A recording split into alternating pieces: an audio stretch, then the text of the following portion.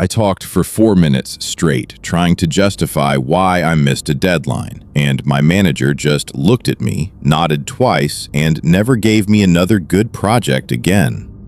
That's it. That's the whole story. Not the explanation, not the context I gave her about the servers going down, the stakeholder who moved the goalposts, the 3 other fires I was putting out that week. None of that. The story is, I talked, and she decided. And what she decided was that I was the kind of man who could not deliver and then could not shut up about why. I did not lose a project that week. I lost a category. She moved me into a different box in her mind, the box where the guys go who need managing, who need hand-holding, who bring her problems instead of results. I stayed in that box for 11 months. That is what over-explaining costs you, not the argument, not the moment, the category. But here is what changed. So what actually happened in that room? Not what I did wrong. What happened in my body that made me do it? Here is the enemy, and it is not you. When you feel misread, when someone draws a conclusion about you that is wrong or incomplete or unfair, your nervous system registers it as a threat, not a metaphorical threat, a physical one. Cortisol spikes, your chest tightens, there is heat in your face. Your brain enters a state that is chemically identical to mild panic. And your brain has one tool for social threats, words, so it sends you words, more words, context, evidence, the full picture. Because somewhere in your evolutionary wiring is a rule that says if the tribe misreads you, you could be cast out. And being cast out 30,000 years ago meant death. You were not over-explaining because you were weak. You were over-explaining because you were surviving. You know the specific feeling I'm talking about. You're in a meeting, open office, everyone half listening, and someone misrepresents your work, or takes credit for something, or just gets the story wrong in front of the right person, and your mouth opens before your brain has a plan. Or it's Thanksgiving. Your uncle makes a comment about your job, your salary, where you're living, and you hear yourself explaining your 5-year plan to a man who has already stopped listening.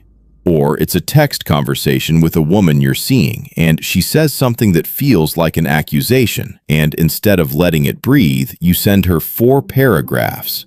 The mechanism is the same every time. Threat, cortisol, words. And no one ever told you. There is a reason for that, and it has nothing to do with you. Niccolo Machiavelli wrote The Prince in 1513. He was not writing a self-help book. He was writing a field manual for men who operated in rooms where power was the only currency. And he noticed something about the men who lost power, the ones who got outmaneuvered, cut down, discarded. They explained themselves. It is better to be feared than loved if you cannot be both. Niccolo Machiavelli, The Prince, Chapter 17. Most people quote that line as evidence that Machiavelli was cold, calculating, dangerous. What they miss is the architecture underneath it. Fear in Machiavelli's world is not cruelty. Fear is predictability. It is the signal that you know what you're doing, that you do not need the room's approval to proceed, that you are not going to unravel when challenged. Love, the thing he contrasts it with, is the thing you're chasing when you over-explain. You want the other person to understand, to forgive, to see you correctly. And Machiavelli's point is not that you should be cruel. His point is that chasing their understanding is a structural weakness. It puts the foundation of your standing in someone else's hands.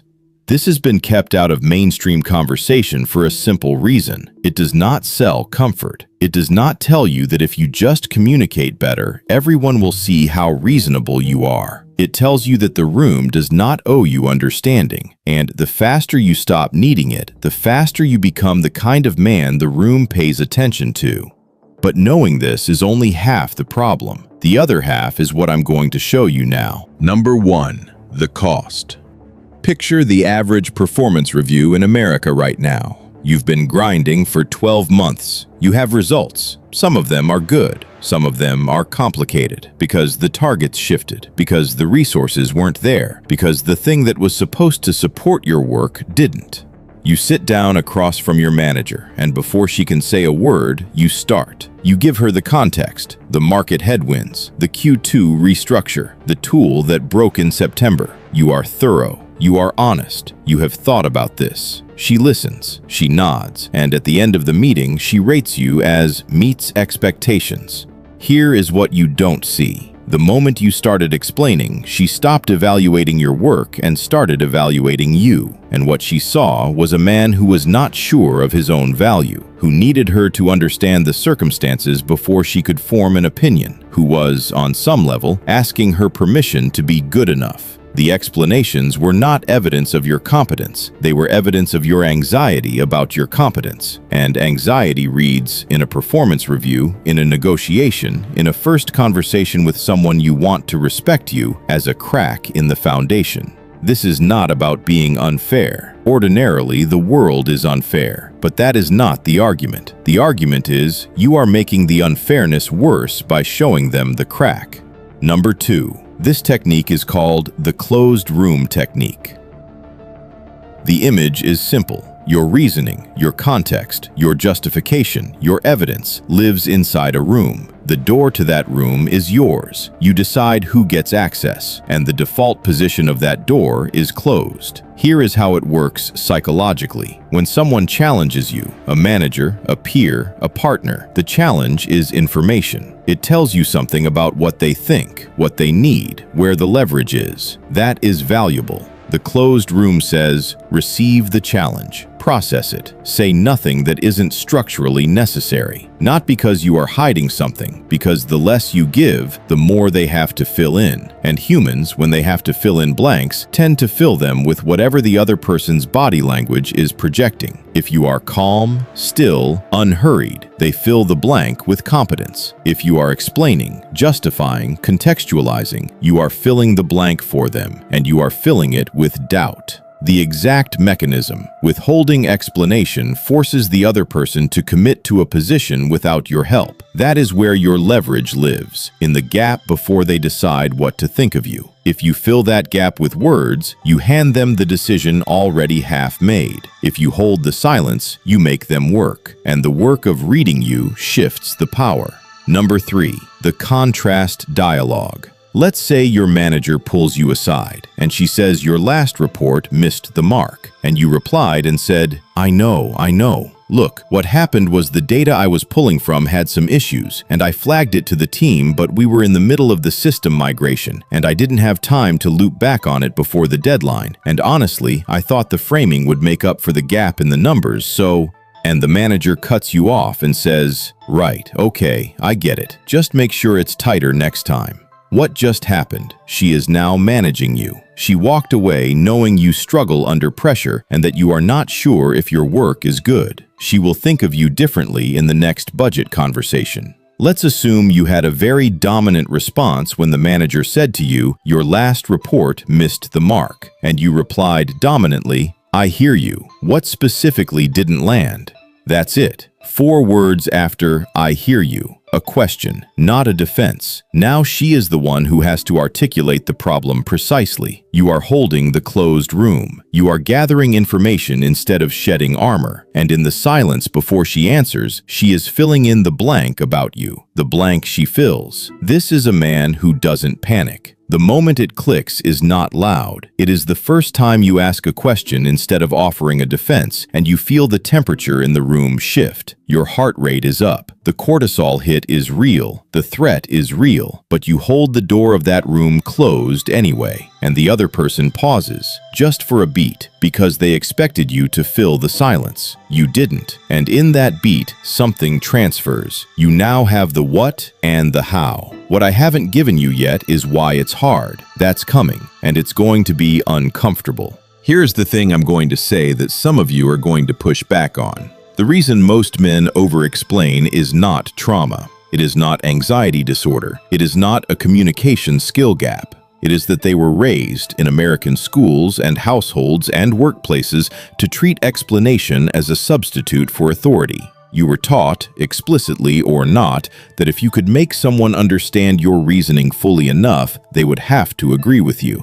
That logic was the path to getting what you wanted. And that is a lie. A specific American middle-class lie. Authority does not come from being understood. It comes from being trusted. And trust is not built through explanation. It is built through consistency, through restraint, through the repeated demonstration that you do not need the room to validate your position before you act on it. The uncomfortable implication of that is this: the more you explain yourself, the more you signal that you don't fully trust your own judgment. And if you don't trust it, why should anyone else? Some of you watching this grew up in households where you had to explain yourself or face consequences, where silence was read as guilt, where you learned that words were the only protection you had. I am not dismissing that, but I am saying that architecture does not work in the rooms you're trying to operate in now. Tell me in the comments if you think I'm wrong about this. I want to hear the counter-argument. The closed room gets you through the moment, but there is a second technique that makes the closed room structurally sound. Without it, your silence reads as either confusion or hostility. The technique is called the single beam.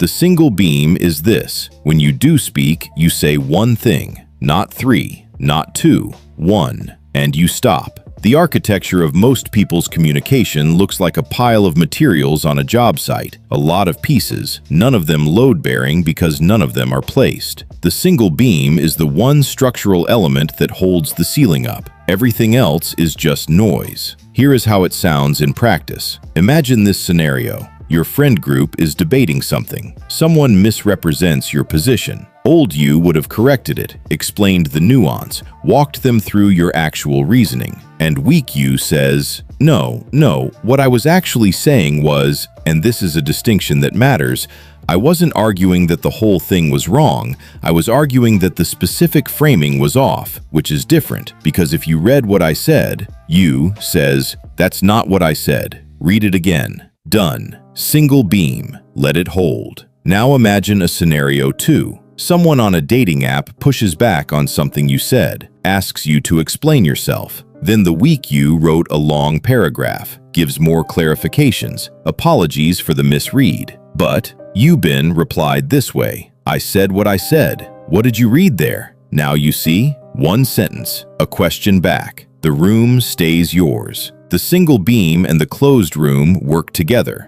The closed room holds back the flood. The single beam places the one thing that needs to be placed. Together, they are a structure. Separately, silence without direction reads as stonewalling, and speech without restraint reads as desperation. But here is the thing: neither of these techniques will do anything for you if you skip what comes next. Everything I've shown you so far, the closed room, the single beam, Machiavelli's architecture, all of it is technique. And technique is only as solid as the ground it's built on. Here is the ground problem. Most men watching this, intelligent men, men who know they're capable, are over-explaining because somewhere in the last 10 years, they stopped trusting their own judgment. Not completely, not in every room, but in the rooms that matter. The ones where they want to be seen as capable. And the reason they stopped trusting it is this: they were compared consistently and publicly to a standard they could not touch. You graduated into a job market that was actively hostile. You watched guys from your college end up at Google or Goldman or in some loft apartment that their Instagram made look like they'd cracked the code. Meanwhile, you were doing the math on your rent and your student debt and wondering what you missed. You are not imagining the comparison. The comparison is structural. The apps are built for it. The group chats are built for it. The LinkedIn notifications are built for it. And when you are surrounded by a system that is constantly telling you that you are not enough yet, your nervous system starts to treat every social interaction as an audition. Most of you watching this have done this in the last 48 hours. You have been in a conversation, work, personal, text, doesn't matter, where you felt the other person start to form a conclusion about you. Not a flattering one. And instead of letting them land where they were going to land, you intervened. You added words. You rebuilt the picture. Not because the words were wrong, because the silence was unbearable. Because somewhere in the foundation is a crack that says, if they see you clearly, they will leave, or pass you over, or decide you are not the person they thought you were. That crack is not a character flaw. It is a wound. and the wound has a specific shape for an American man in his 20s or 30s in 2025. It is the wound of performing competence in a system that keeps moving the goalposts, of being told that effort equals outcome, and then watching that equation fail in real time, of needing validation from the rooms you're in because the rooms you grew up in did not give it to you freely. I am not going to tell you how to fix the wound today. That is a longer conversation. What I am going to tell you is this: every time you over-explain, you are pressing on the wound in public. You are showing the room exactly where it hurts, and the room does not heal wounds. The room exploits them. The technique is easy. This part is not, but it is the only thing that makes the technique real. 7 days, 1 change. That is the contract. For the next 7 days, every time you feel the pull to explain yourself, to add context, to justify a decision, to rebuild a picture you think someone is forming incorrectly, you pause. 3 seconds. That's it. 3 seconds before your mouth opens. In those 3 seconds, you ask one question internally. Is this explanation for them, or is it for me? If it is for them, if it is structurally necessary for them to do their job, to make a real decision, to understand a fact that changes the outcome, say it. If it is for you, if it is to manage your anxiety about being misread, to smooth over the discomfort of the silence, to fill the blank before they can form an opinion, close the room. The specific moment you will be tempted to fall back, when someone is silent after you've said something, when the silence stretches, when it starts to feel like judgment. That is the exact moment. That silence is not a verdict. It is a blank. Your instinct will tell you to fill it.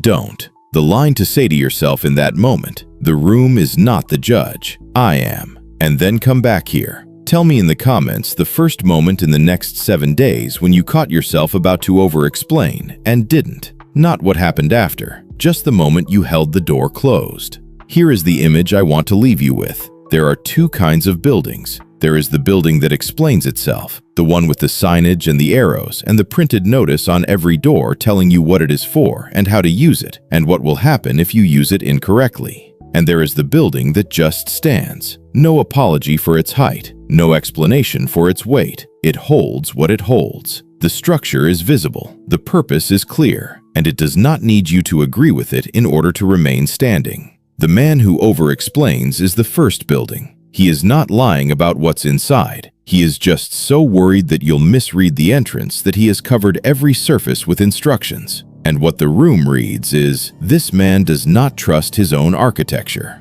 You have spent years building something. Your competence, your judgment, your read on situations. It is real. It is not finished. Nothing is, but it is real. Stop covering the walls with instructions. Let the structure speak. There is one situation where the closed room fails completely, where silence reads not as strength but as absence, where withholding is indistinguishable from having nothing. And that situation is the one most of you will face first, before the boardroom, before the negotiation, before the performance review. It is the conversation where someone who matters to you asks you directly who you are. That is a different kind of architecture, and it requires something the closed room cannot give you. That is the next video. If you watched this to the end, you already know something about yourself. You know that you are the kind of person who can sit with an uncomfortable idea long enough to understand it. That is not a small thing. Subscribe because you have decided that this is the kind of thinking you want more of,